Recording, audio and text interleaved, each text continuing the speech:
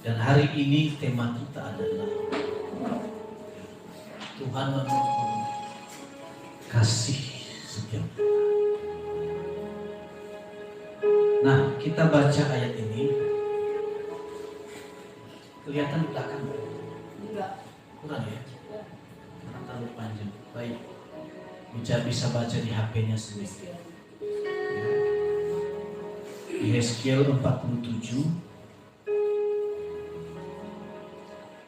Ini firman ini sangat bagus untuk kita pelajari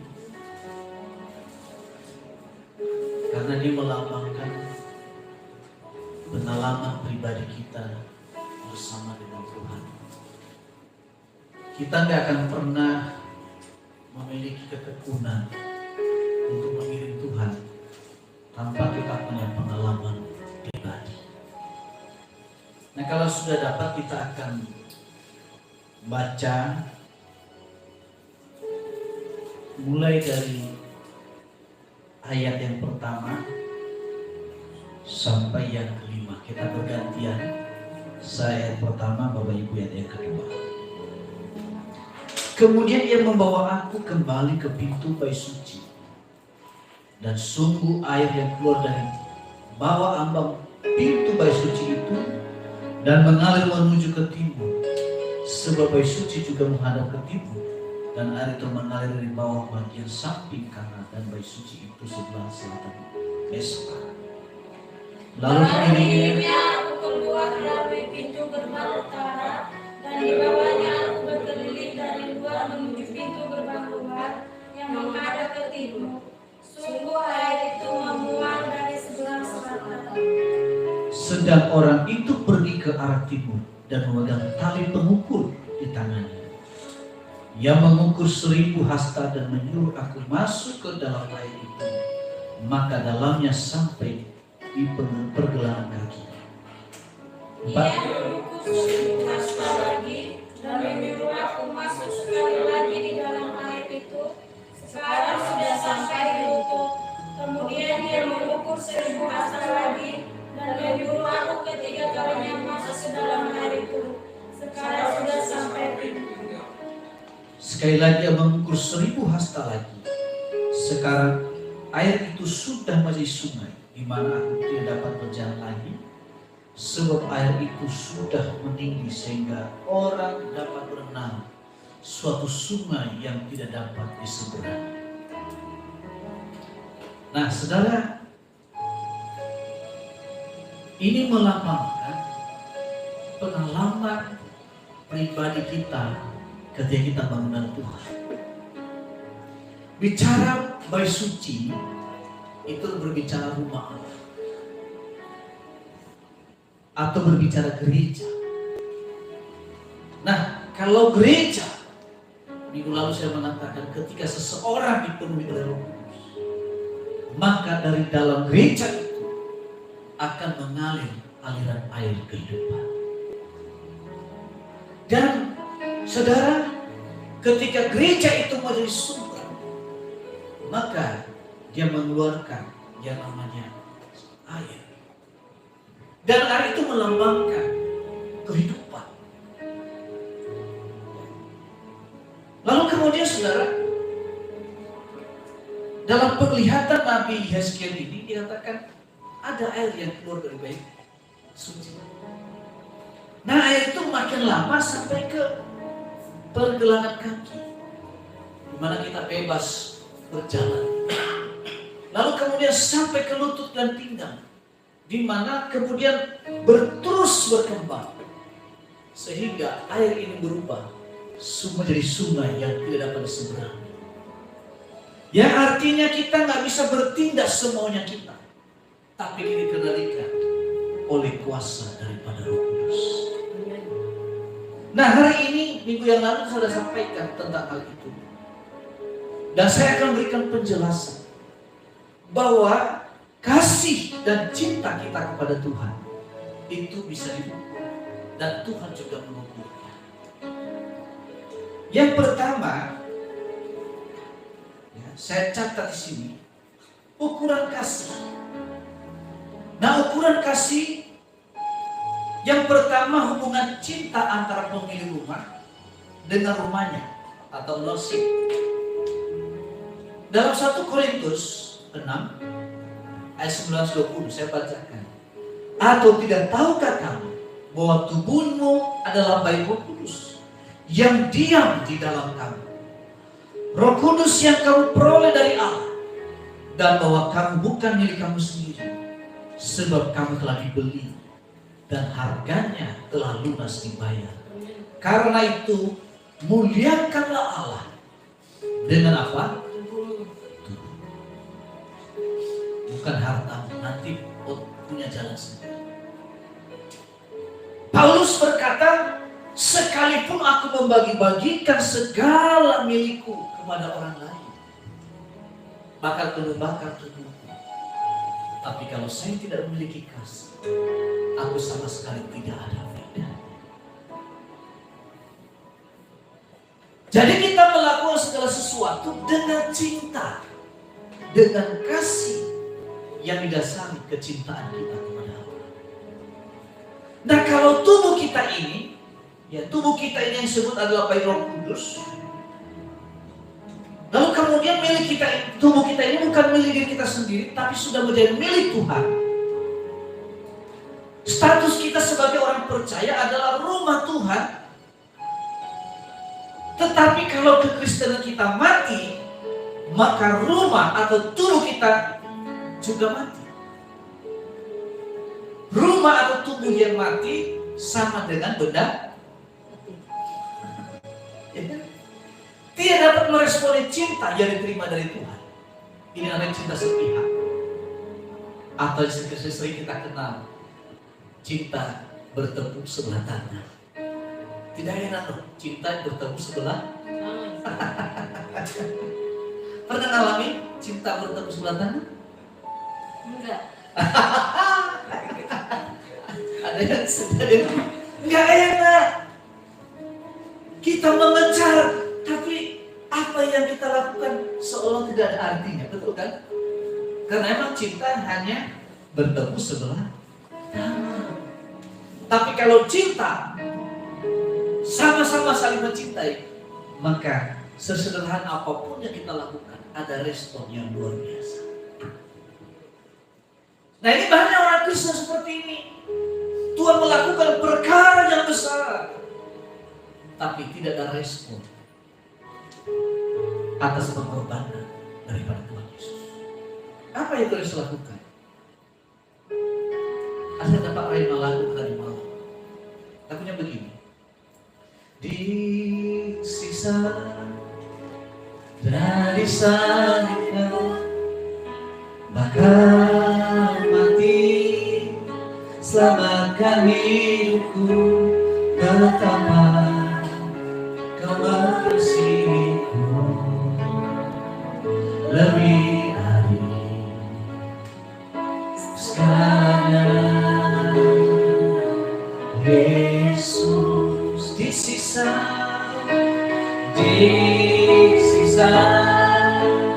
dan di sana, bahkan mati, selamatkan hidupku, betapa kau mengasihiku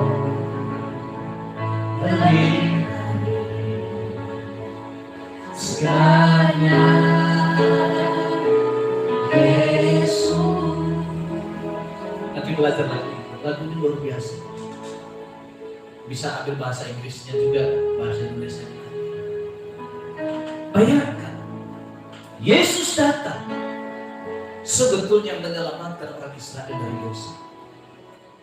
Tapi Tuhan Yesus diperlakukan sebagai seorang penyaman dan orang Farisi. Sehingga apa yang terjadi?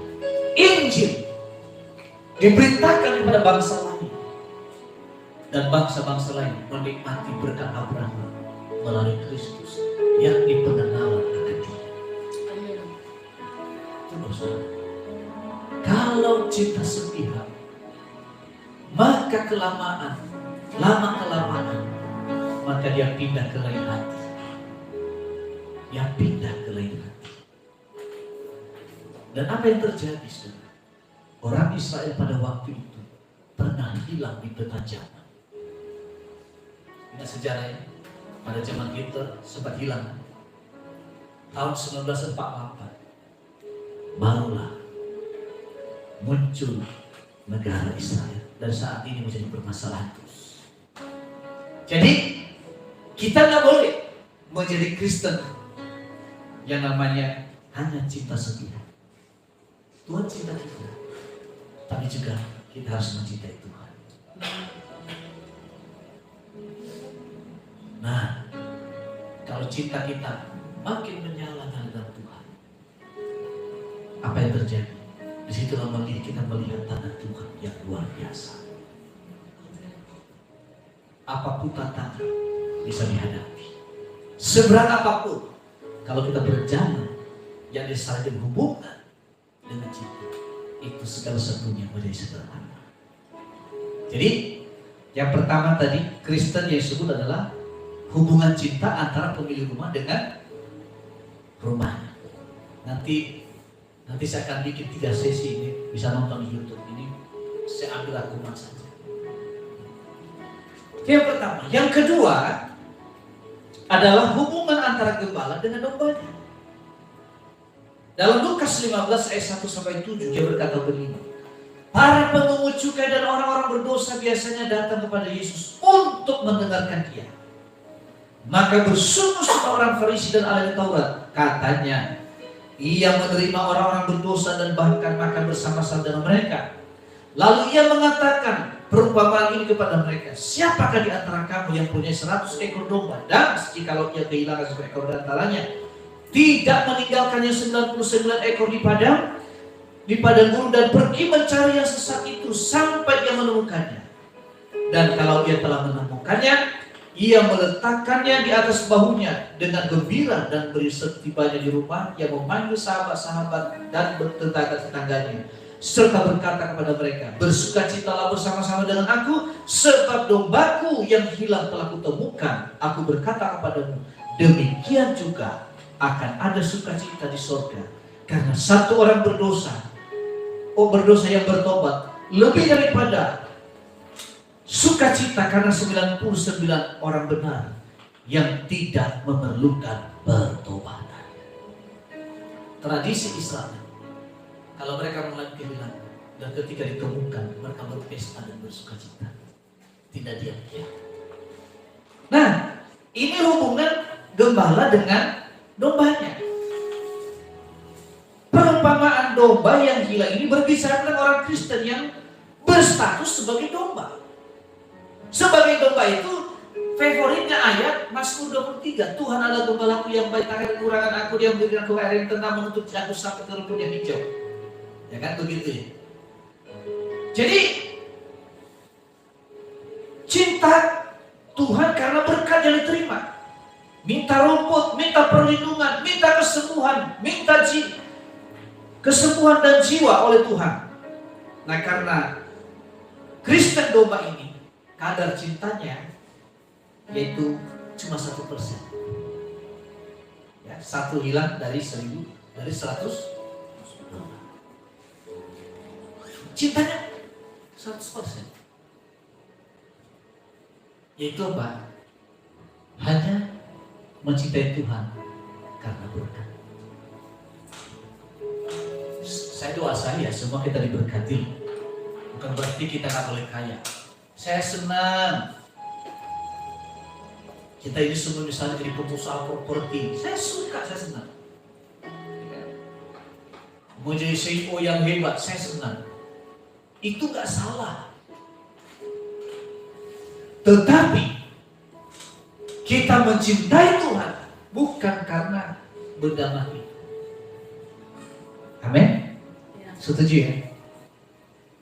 Sekali lagi saya ulangi, saya mendoakan kita semua menjadi sukses. Nah, terus saya mendoakan, saya sebutkan satu persatu sekarang. Baik doa keluarga kami maupun doa pribadi, saya doakan satu persatu. Supaya kita diberkati, baik secara rohani maupun materi. Tetapi yang prioritas utama dalam hidup kita ini bukanlah benda mati itu yang sebenarnya, tetapi sumber, pemilik sumber itu, itulah yang terutama bagi kita semuanya. Amin. Sampai kita menjadi alat Tuhan untuk menjadi berkat. Ini jelas ya. Cinta sepihak, lalu kemudian cinta antara domba dengan kepala. Jadi itu sangat kecil ya, nggak sebanding kasih Tuhan bagi kita. Ya tadi itu lagu tadi, naikkan sedikit. Coba. Di sisa dan disalibkan, maka mati selamatkan hidupku. Betapa kau mengasihiku lebih dari segalanya, Yesus.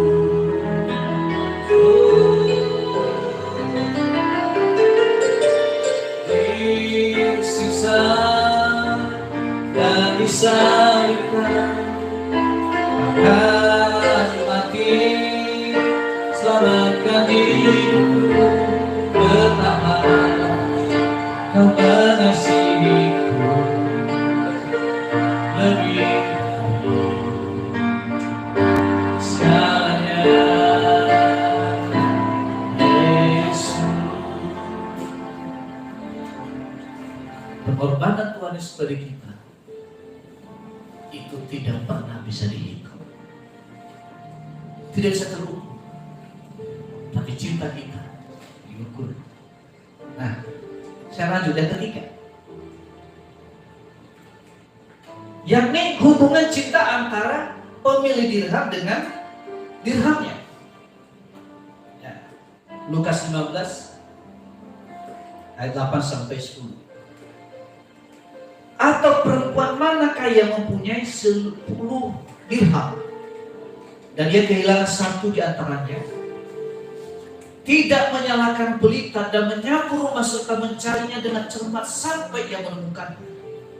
Dan kalau ia telah menemukannya, ia memanggil sahabat-sahabat dan tetangga-tetangganya serta berkata, bersukacitalah bersama-sama dengan aku, sebab dirhamku yang hilang itu telah kutemukan. Aku berkata kepadamu, demikian juga akan ada sukacita pada malaikat-malaikat Allah karena satu orang berdosa yang bertobat.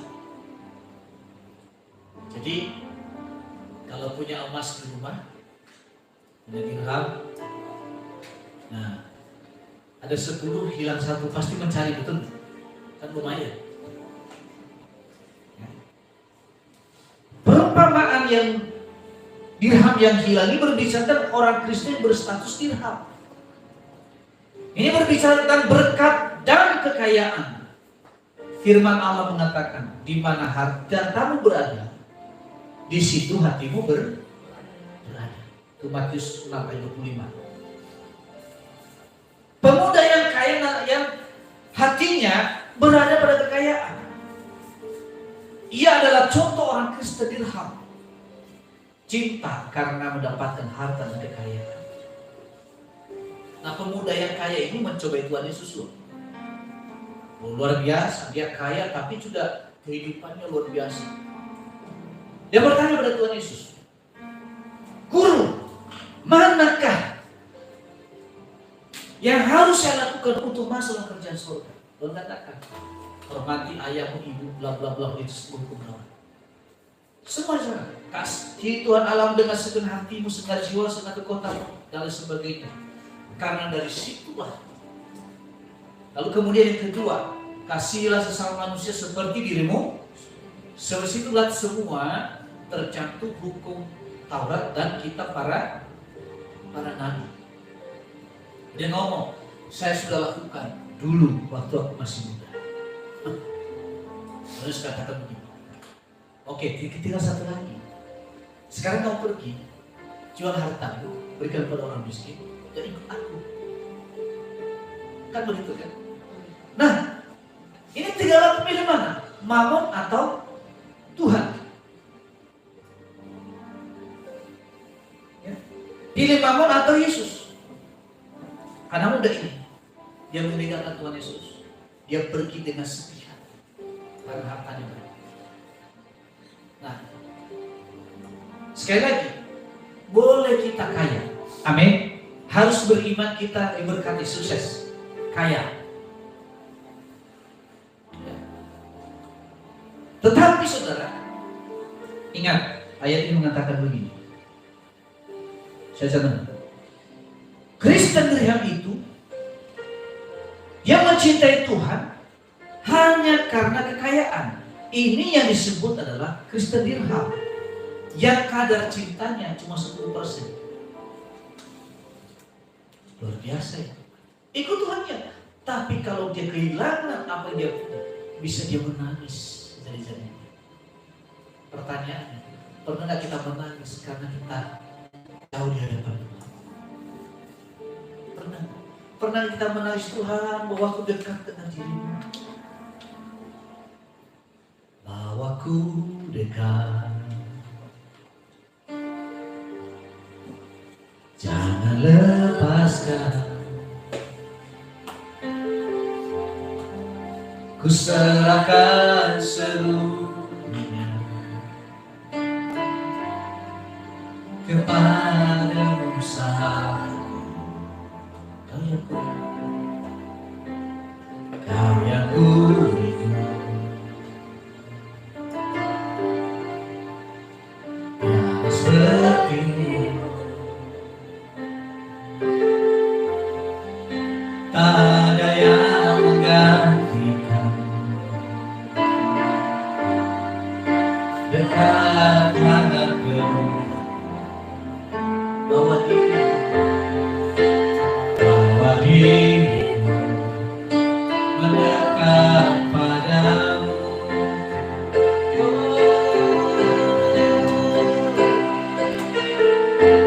Kau ku rindu, kaulah yang ku perlukan, yang ku rindu.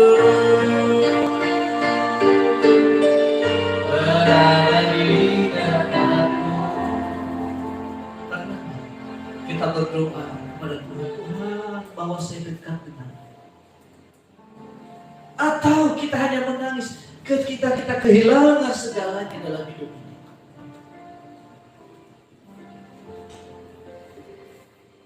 Ketika kita kehilangan uang, kita kehilangan pekerjaan, kehilangan orang yang kita kasihi. Saya percaya kita semua menangis dulu. Setuju? Minimal meneteskan air mata. Oh, kemarin baru teleponan dengan saya.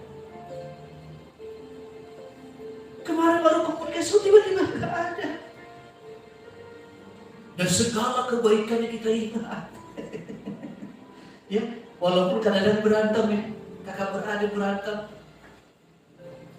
Tapi pasca kematian, kita kehilangan. Waduh, dia saudara saya yang paling baik. Dia sahabat saya yang paling peduli dengan keadaan saya. Bisa 3 hari, bisa 1 minggu, bisa 1 bulan kita termenung. Karena kita kehilangan orang yang berarti dalam hidup. Atau kita ditipu orang lah. Gak usah gede-gede. Kalau ditipu orang menyesek di hati loh. Berapa tahun yang lalu ada Kamaria pernah ada yang bohong menggelapkan uang gereja 3 juta. Pernah dulu. Nah, saudara, secara pribadi saya nyesut juga, betul lagi butuh dulu yang ambil lagi orang. Kita mau Natal, uang Natal ini. Nah, ada Ada juga teman tuh, udah Pak ke polisi aja. Ini mau diproses secara hukum, sudah enggak. Kita maafkan. Makanya itu banyak saya belajar dibohongin orang, ditipu orang loh sudah. Maka sejak itu saya disiplin banget, hati-hati sekali. Kenapa? Serba salah kan? Kita proses ke polisi nggak punya kasih. Betul nggak? Hamba Tuhan nggak punya kasih. Dulu Pak kita udah dibawa ke polisi, udah saya lepas. Sampai di mana itu uang? Apakah dia kaya mendapatkan uang itu? Enggak. Apakah juga kita miskin? Enggak juga. Malah Tuhan ganti lebih daripada itu. Ya. Tapi saya rasa di hati saya nggak nyaman. Setia banget itu om saya ya. Nih kita mau Natalan habis uang Natal lihat betul sekali. Saya udah maafkan tapi melupakan belum. Saya maafkan. Cuma saya sebelum bertobat saya nggak berani loh melakukan hal Tuhan. Saya nggak berani karena kita punya nurani kan. Tapi ini kok tega banget. Dan herannya uang yang itu digunakan untuk makan, untuk berfoya-foya. Waduh.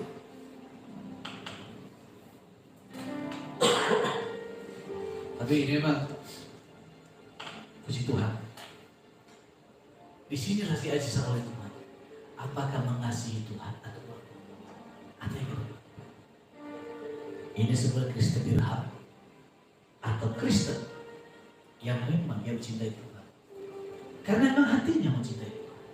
Belajar untuk tidak kebobolan. Jadi saya minta maaf saudara kalau misalnya ada orang baru, saya tidak terlalu percayai. Bukan apa-apa, kehati-hatian. Supaya jangan dia berdosa juga. Setuju gak? Setuju. Ya. Tapi kadang-kadang juga segi manusia juga orangnya gak tegaan. Itulah kadang apa ya? Sikap gak tega itu juga ada benarnya, ada gak benarnya juga. Makanya setiap salah satunya setannya orang sekeliling.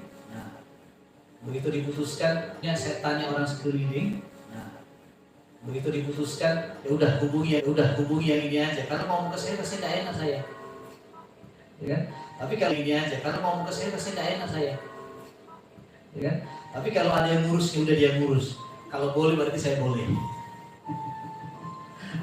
Amin. Ya, baik. Itu Kristen yang sebut hubungan antara pemilik dirham dengan dirham. Cinta Tuhan karena kekayaan. Oh, pokoknya Tuhan baiklah.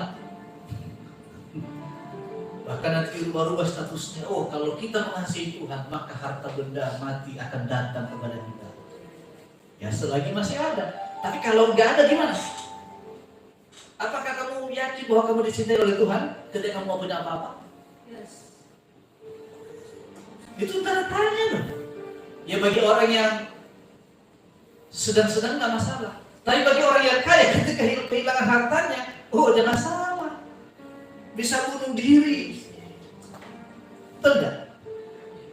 Bisa bunuh diri loh. Makanya jangan heran pada pengusaha-pengusaha. Ada pernah terjadi waktu resesi tahun 2008. Ya, menjelang pemilu Amerika. Nah, kemudian ada keputusan Kongres tentang BLBI ditolak. Dan pengusaha orang India dia bikin opsi. Yang pertama, kalau saya mati, maka keluarga saya akan stres membayar utang. Atau kalau saya masih hidup, maka saya harus menanggung semua utang yang ada dan bersedia disita segalanya. Maka opsi yang ketiga diambil. Yang pertama, saya akan bunuh istri dan anak-anak saya, habis itu bunuh diri. Lakukan itu. Itu loh. Bagi orang yang sederhana tak persoalan, tapi bagi orang yang sudah kaya, tidak sederhana apa yang kita bayangkan. Kecuali memang benar-benar mencintai Tuhan. Lalu kemudian hubungan bapak dengan anak. Hanya karena ayatnya terlalu panjang, nanti baca di Alkitabnya. Ya. Ini perumpamaan anak yang hilang. Orang tuanya masih ada. Anak bungsu ini minta warisan. Karena terus mereka dia minta, akhirnya bapaknya tuh gak tega, dia kasih. Pergi, lalu harta yang dia peroleh itu dia habiskan untuk berfoya-foya. Sampai dia jatuh miskin dan kerja di peternakan babi. Dan dia makan makanan babi karena tidak punya makanan. Nah pada waktu itu dia menyadari, waduh, betapa kayanya upahan bapak saya. Dia kaya, dia luar biasa, tidak kekurangan makanan. Karena doa baru menyadari, waduh, betapa sialnya hidup. Maka saya ambil tindakan. Tindakan yang pertama, saya akan pulang ke rumah dan saya mengatakan, Bapak, aku telah berdosa surga dan kepada Bapak. Jangan jadikan saya anak lagi, tapi jadikan saya seorang upahan. Apa yang terjadi? Ketika ayah melihat kejauhannya, tergerak hatinya oleh belas kasihan akan Bapak. Yang cium pipi kanan pipi kiri adalah bapaknya juga. Mengenakan jubah, tongkat dan topi kebesaran adalah ayah. Nah, ayah mengatakan kepada hamba-hambanya, ambillah lembu tambun dan kambing domba itu, kita sembelih dan kita berpesta, karena anak yang telah kau anggap mati telah ditemukan, yang telah hidup kembali. Bapaknya mengatakan lebih berharga dirinya daripada pelanggarannya. Nah, perumpamaan anak yang gila ini berbicara tentang orang Kristen yang berstatus anak. Nah, yang seperti ini cinta Tuhan seperti seorang anak kepada Bapa. Nah, ini Kristen ini kadar cintanya kepada Tuhan hanya 50%. Hanya 50%. Kita di posisi mana ini? Yang menjawab diri kita sendiri. Ketika dia sampai di rumah, lalu ada pesta, kedengaran sampai di kebun. Anak sulung mendengar, wah pesta apa? Apa itu ribut? Hambanya mengatakan, adikmu telah pulang dan ayah telah membuat pesta bersama-sama. Ini ada pun anak paling sulung komplain sama ayahnya. Bapak, saya tinggal bersamamu gak pernah menghabiskan harta dan sebagainya, tapi anak ini sudah memboroskan semuanya, tapi ayah berpesta. Nah, sebetulnya saudara, menurut saya dua-duanya hilang. Satu hilang keluar dari rumah, satu hilang dalam rumah. Kenapa? Bisa saja orang kita ada dalam rumah ayahnya, tapi kehidupannya bukan sikap yang menyenangkan. Nah, ini namanya Kristen karakter. Ada kan? Dia bukan peminum, bukan juga penjahat, bukan perampok, tapi dia ikut Tuhan. Dia pokoknya lah sebagai orang Kristen ya, begitu saja. Tidak melakukan apa-apa. Tetapi anak bungsu ini benar dia sudah hilang, tapi dia pulang dengan komitmen memperbaiki diri. Anak sulung, dia merasa sudah di posisi yang benar. Nah, jadi hubungan antara cinta ayah dengan anak itu masih 50%. Mengerti gak sih? Paham ya? Nanti nonton YouTube ulang lagi nanti kalau kurang mengerti. Karena memang ini pelajaran ini sangat apa ya? Gampang-gampang susah untuk mengerti. Karena mungkin saya kecepatan ngomong, karena saya ngejar waktu. Lalu kemudian yang kelima, hubungan cinta antara tunangan dengan kekasihnya. 1 Korintus 11 ayat 1 dan 2 saya bacakan. Alangkah baiknya jika kamu sabar terhadap kebodohan yang kecil. Memang kamu sabar terhadap aku, sebab aku cemburu kepada kamu dengan cemburu ilahi, karena aku telah mempertunangkan kamu kepada satu laki-laki untuk membawa kamu sebagai perawan suci kepada Kristus. Nah, ini Paulus yang merasa iri secara rohani. Ulah. Jadi saya ingatkan kita semua, apapun latar belakang orang, apapun profesinya, kalau dia kenal Kristus, dia akan menjadi perawan suci. Katakan amin. Amin. Karena hidup kekristenan itu seperti kepompong yang di dalamnya ada ulat. Itu ya, ulat kan menjijikan kan? Tapi saya mau katakan, temannya satu lagi namanya cacing. Cacing dan ulat hampir sama jalannya, dan juga kita sama-sama jijik, bahkan ada yang ketakutan. Betulnya takut ulat sedikit ya. Sama-sama menjijikkan, jalannya juga tidak enak dilihat.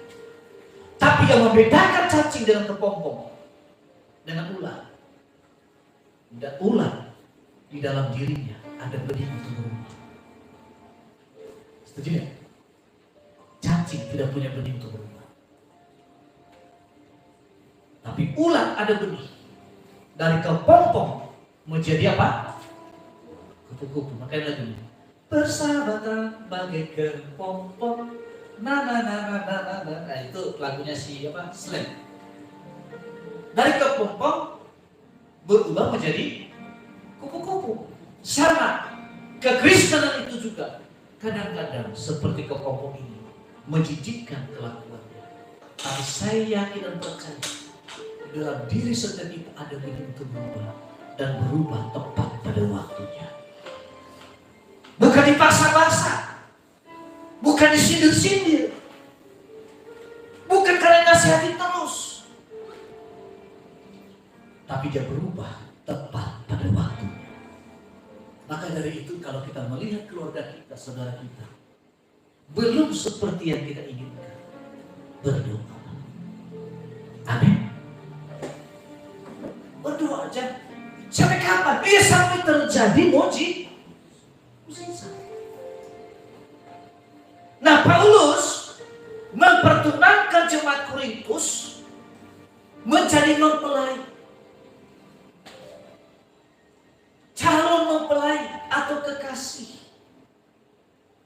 Dan di mana orang sedang jatuh hati, satu kerinduannya ingin bertemu.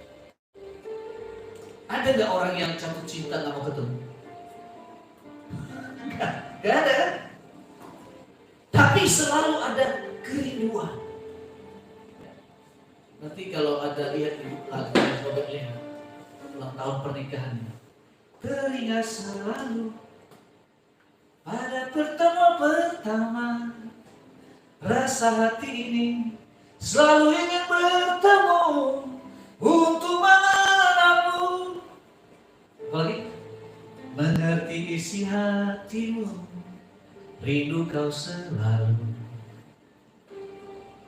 pada diri. Nah, saya nggak hafal lagunya. Nanti ada masa di YouTube. Ada kerinduan ingin bertemu. Tapi saya mengatakan Kristen tunangan.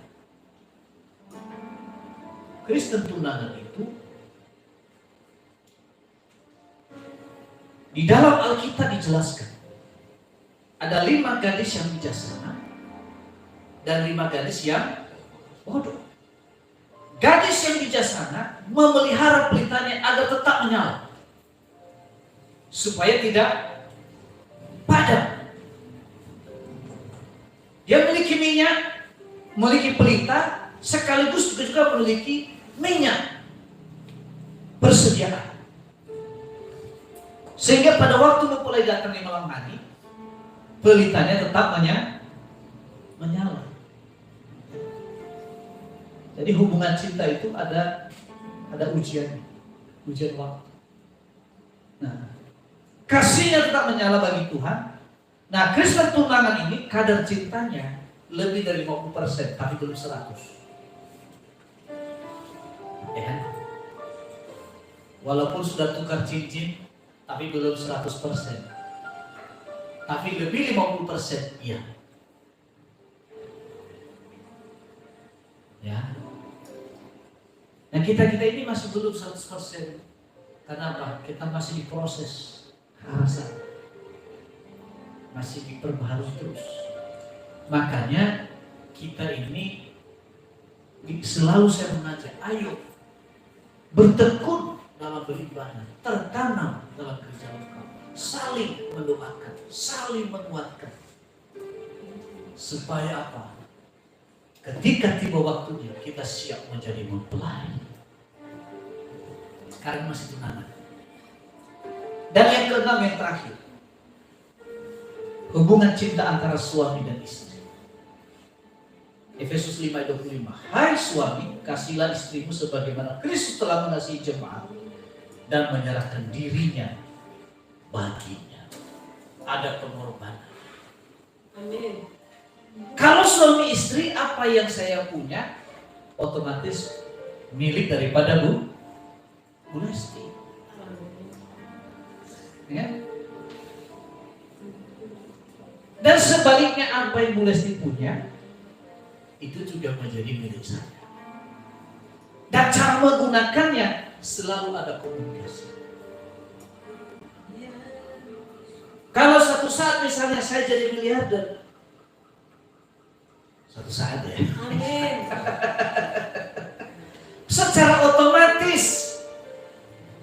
secara otomatis Bu Lesti yang mengelola. Ya kan? Ya kan begitu kan, yang mengelola. Suatu saat misalnya diundang saya di berbagai tempat, saya berkati banyak. Walaupun Bu Lesti nggak ngomong, pasti saya udah tahu dalam hatinya mana berkat yang kamu peroleh, biar saya mengelola. Gak usah ngomong, pasti sudah tahu. Nah, itu namanya kepekaan. Kenapa? Ya sudah suami istri. Kalau dulu kami masih tunangan, saya kasih ATM, tapi uangnya cuma 600.000. Dulu saya kasih ATM, tapi cuma 600.000. Itu dulu. Perjalanan masa lalu. Karena menjelang menikah kan.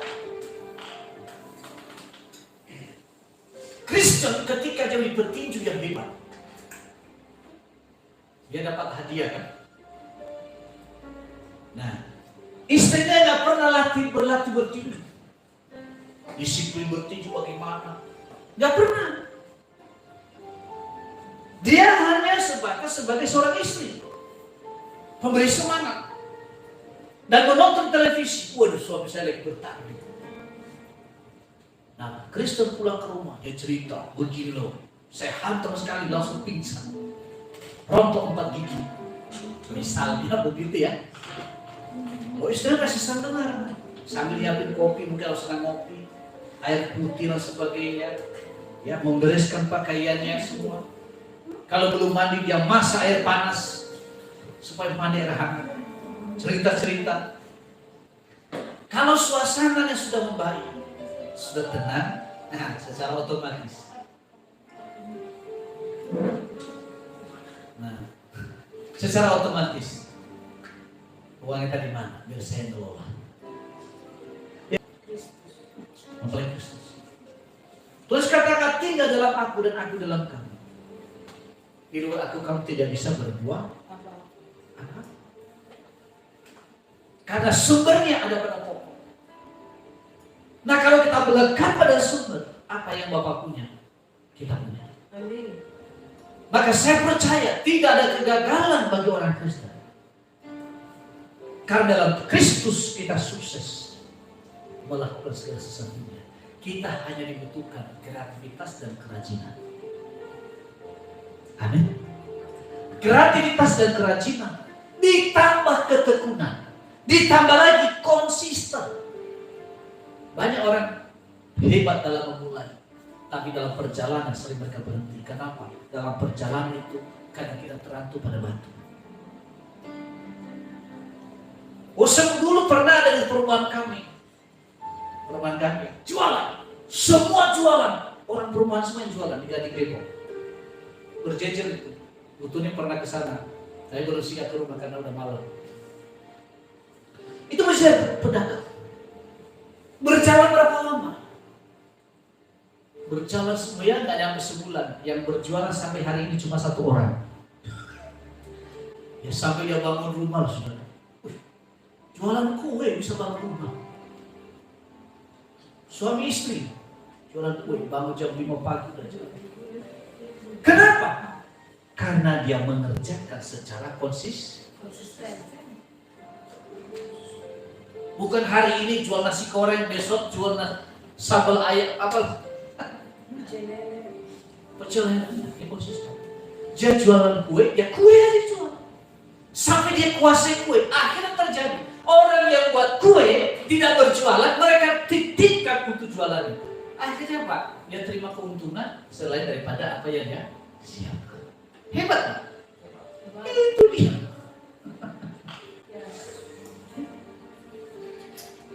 Rasa jenuh dalam dunia usaha itu biasa. Mana ada usaha yang tidak ada kejenuhan, pasti ada. Nah, orang Kristen status sebagai mempelai wanita dari Kristus yang mengasihi Tuhan sebagaimana dirinya sendiri. Ya, yang mencintai dengan sungguh-sungguh.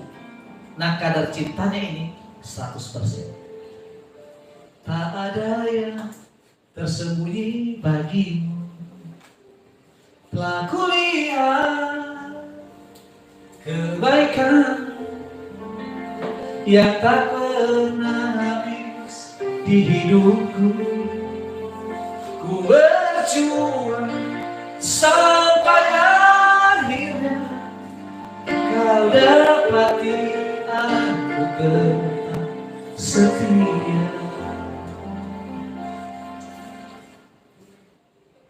Saya tutup dengan Efesus pasal 3 ayat 16. Efesus pasal 3 ayat 16 sampai 20. Saya bacakan aja. Aku berdoa supaya Ia menurut kekayaan kemuliaannya menguatkan dan meneguhkan kamu oleh Roh-Nya di dalam hatimu, batinmu, sehingga oleh imanmu Kristus dia di dalam hatimu, dan kamu berakar serta berdasar dalam kasih. Aku berdoa supaya bersama-sama dengan segala orang kudus dapat memahami betapa lebarnya dan panjangnya dan tingginya dan dalamnya kasih Kristus, dan dapat mengenal kasih itu sekalipun yang melampaui segala pengetahuan. Aku berdoa supaya kamu dipenuhi di dalam seluruh kepenuhan Allah. Bagi Dialah yang dapat melakukan jauh lebih banyak daripada yang kita doakan atau pikirkan, seperti yang ternyata dari kuasa yang bekerja di dalam kita. Amin. Jadi apa yang saya sampaikan hari ini dan apa yang kita rindukan, Allah mengerjakan melampaui semuanya itu. Yes. Amin. Tuhan rindukan kita dan mau mengerjakan jauh lebih dahsyat dari apa yang kita kerjakan, yang kita ketahui. Amin. Selidiki aku, lihat hatiku, apakah ku sungguh mengasihimu, Yesus, Kaya Maha Tahu dan menilai hidupku, tak adanya tersembunyi bagimu. Lalu lihat kebaikanmu yang tak pernah habis diriku. Ku berjuang sampai akhirnya kau